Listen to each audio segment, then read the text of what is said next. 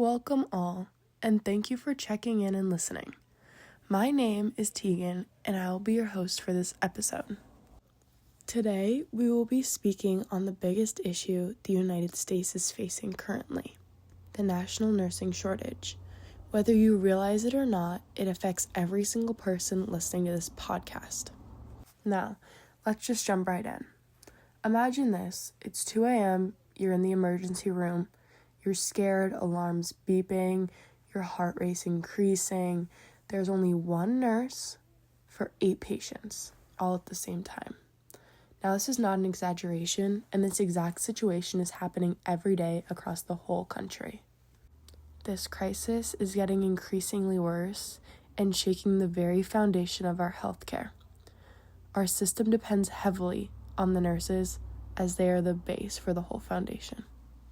When people talk about big problems in the United States, they often focus on issues that affect specific groups, depending on certain income levels, regions, political identities, but the nursing shortage is different. It doesn't matter how old you are, where you live, and it's not about how much money you make. At some point in your life, you will need a nurse no matter what. Nurses are the primary caregivers in the healthcare setting. They are in direct contact with patients at all times while working. Nurses are the ones that monitor your vitals, administer medication, comfort families, notice complications, and quite literally keep patients alive minute by minute. So not having enough of them is a massive problem. The current state we live in is that there's about 9 registered nurses for every 1,000 citizens in the United States. So without a doubt, you and your family will need a nurse. As these numbers dwindle, so will the quality of the care you receive. The facts are that chronic illness is increasing, the population is aging, and nurses are leaving their profession at faster and faster rates. To be exact, more than half of employed nurses leave their job within 2 years. For me, this statistic is terrifying, but I'm not sure about you guys. Now, there are a few misconceptions about why there is a shortage and why these nurses are leaving their jobs. Many people think that the healthcare system can survive using technology or physicians to make up for the missing nurses. But here's the truth. Without nurses, healthcare will not be able to function. The nurses are the ones carrying out all the care that patients require. They're the ones in contact with family and informing the patients. No machine will be able to replace that. And yet from 2020 to 2021 alone, the U.S. lost over 100,000 registered nurses, most of them working in hospitals. These losses will, no matter what, increase medical errors, patient mortality, wait times, and staff burnout.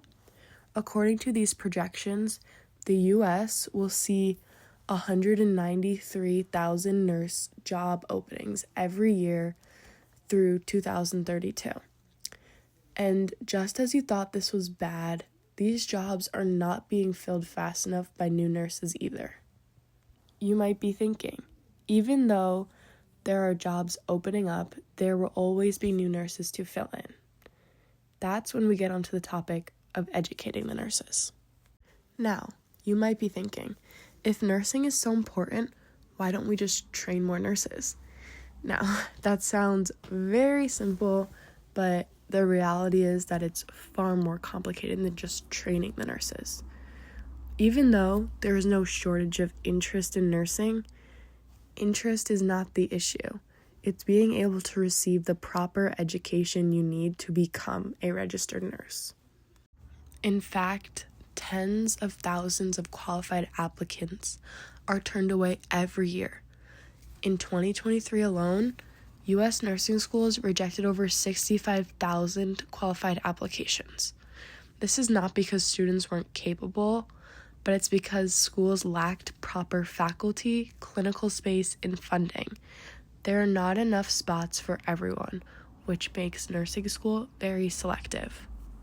In case you didn't think it could get any worse, just to add right on top of these issues, the average yearly cost for a major in Bachelor of Science Nursing is over $30,000. For many students, that financial barrier is enough to just walk away, even after being accepted.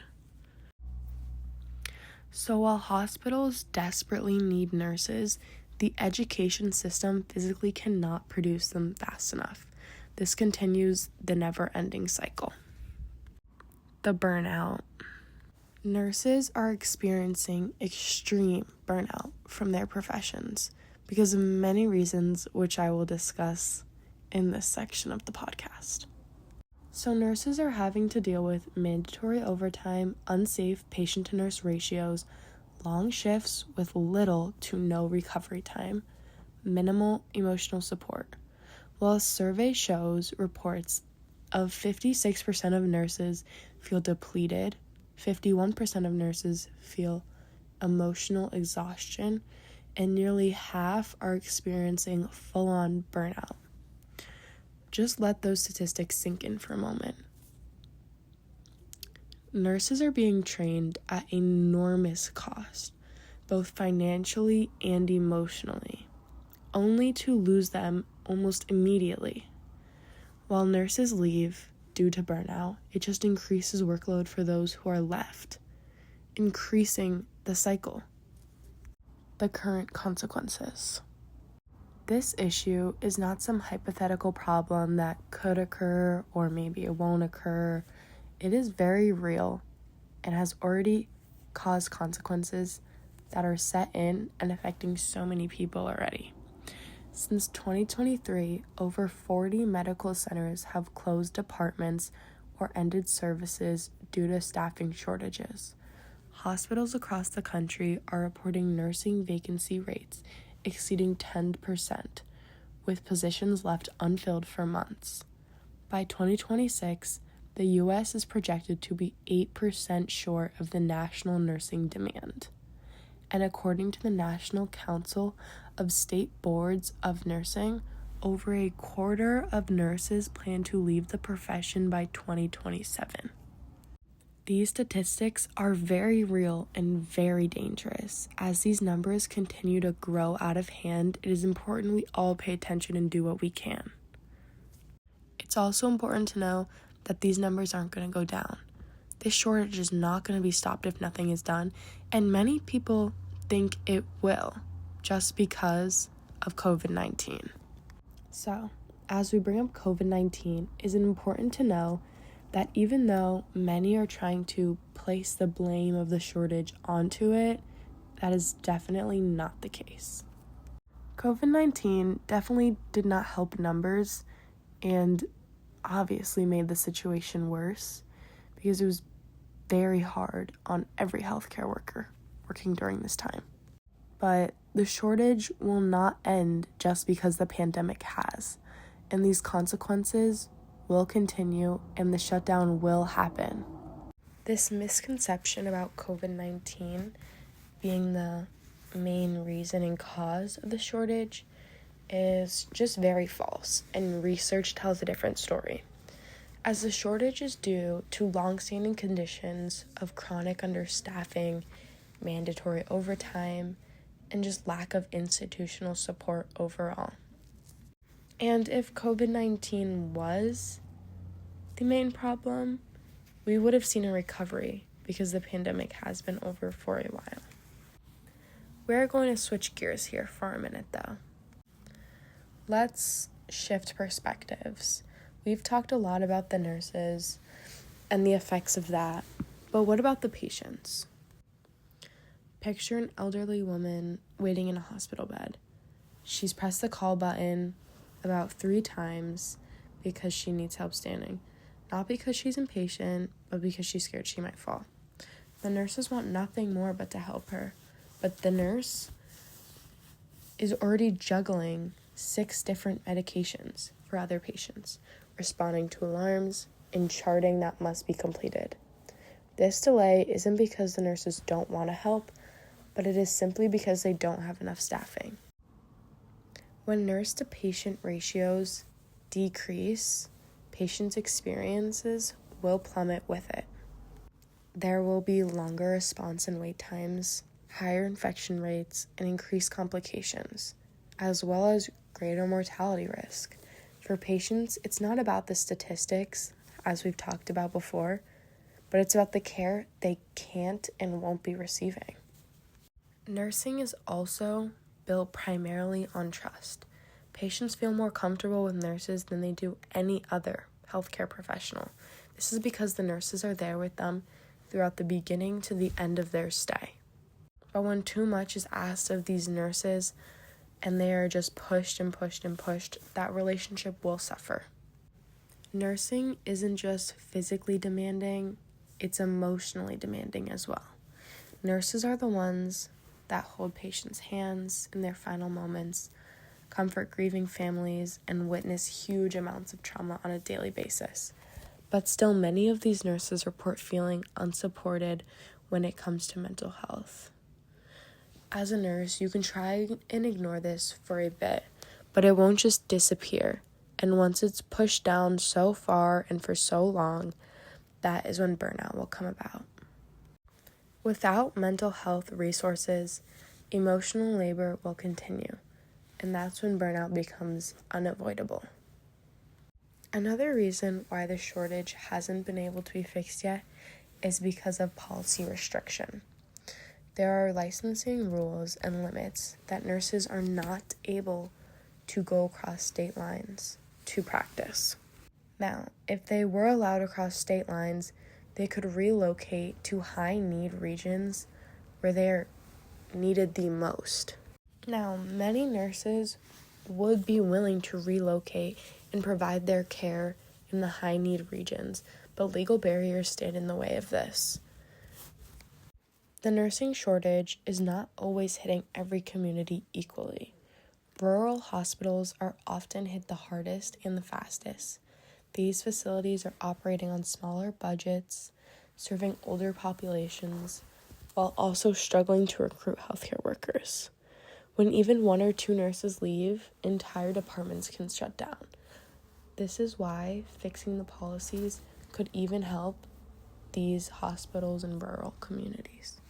This simple policy change could affect labor and delivery units closing, emergency departments reducing of hours, and patients having to travel far for hours for basic care. So what happens if we do nothing? If the current cycle continues, patient care quality will decline, healthcare access will shrink, and nursing burnout will surge. There will be more hospital closures, longer wait times, greater disparities. The most experienced nurses will create gaps and understaffed environments. Now, even though currently there is no shortage of interest in the nursing profession, that could quickly change. Young people are interested in nursing, but many are starting to be hesitant to commit. That's because they're seeing the shortage and the effects of it. The high burnout rates, nurses leaving early, and the stressful working conditions. Not only are they seeing this on the news, but social media has amplified these realities, with nurses opening up and sharing their struggles. While honesty is important, it does shape perception. If the profession continues to appear unstable, fewer students will want to pursue it, betting their whole career on an unstable system. This makes the shortage even worse. The working conditions need to improve if there's any hope at fixing the cycle and stopping the shortage before it's too late. You might be thinking, wow, this is pretty heavy. Is there any good news? Well, the problem is solvable, but only if action is taken now. It is necessary that nursing becomes stable and sustainable as a career immediately.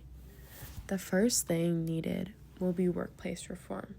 Hospitals that provide supportive leadership, reasonable staffing, and mental health resources see better retention and patient outcomes. Safe staffing is an immediate must. For too long, nurses have been overlooked and have continued to endure workloads that were not safe nor fair. If staffing ratios become better, that will decrease errors, burnout, and increase patient outcomes.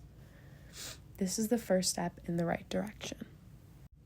Predictable schedules, real lunch breaks, and even respectful leadership. These simple things will make the nurses feel truly respected and valued while working. Reform does not always need to be huge. Even the smallest change can matter. Having a better leader with transparency, experience, and fair decision-making will create for a great workplace environment. On top of workplace reform, policy reform is also necessary to make the environment better. Outdated rules have prevented nurses from working across state lines where they are needed the most. Fixing this would immediately help the shortage in regions like rural places that need the shortage most. For too long, nurses' mental health has been overlooked and pushed past its limits.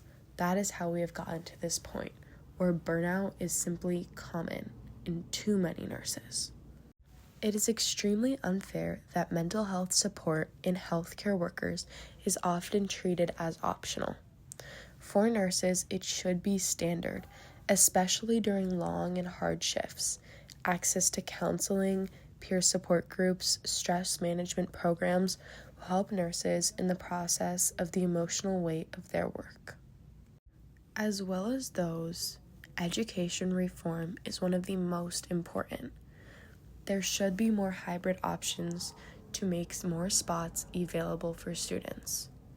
Increasing clinical openings should be the number one priority of schools at this time, as without clinical openings, this is what makes the school so selective. Nursing schools must look at this and try and provide more scholarship money, as well as hiring better teaching staff, such as nurses who got burnt out from their jobs. Even though they are burnt out from the environments of nursing, this does not mean they cannot share their experiences and knowledges from the workplace. Right now, one of the biggest things is that there are not enough professors teaching in nursing schools. Spreading awareness is so important at this time, so that nurses that have been burnt out could see this and use their skills to teach new nurses. But also, many students don't consider nursing simply because they've never been introduced to it. By exposing high school students to nursing careers, clinical environments, and education pathways early on, we can build long-term interest and address shortages before they peak. This isn't a quick fix, but it's a necessary investment to the future workforce and healthcare. Now, these solutions are practical and need to be addressed urgently. There is no time to be sitting around and waiting. We need to act now. As we all know by now, the national nursing shortage is not just a workforce issue.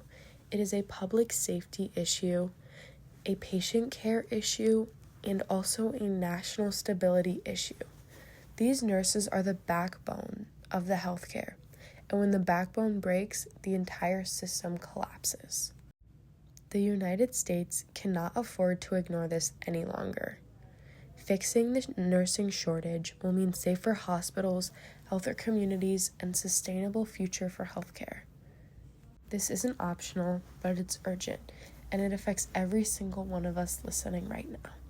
Solving the nursing shortage doesn't just start with policymakers or hospital administrators, but it begins with awareness.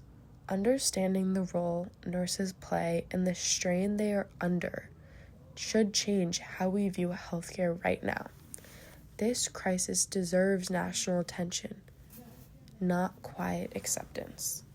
Because one day, the nursing shortage won't just be the beginning of a small issue, but it will truly show its effect on every single one of us if nothing is done soon. I want to thank you all if you have gotten this far for listening. It is truly so important to the whole country. If this episode made you think differently about healthcare, nurses, or the system we all depend on for everyday life, then it has served its purpose. I hope you all take some time to truly think about the effect this shortage will have on us, and what it's already having on all of the nurses around us. But for now, do your part by spreading and educating people on this issue that surrounds us every day. Enjoy your night.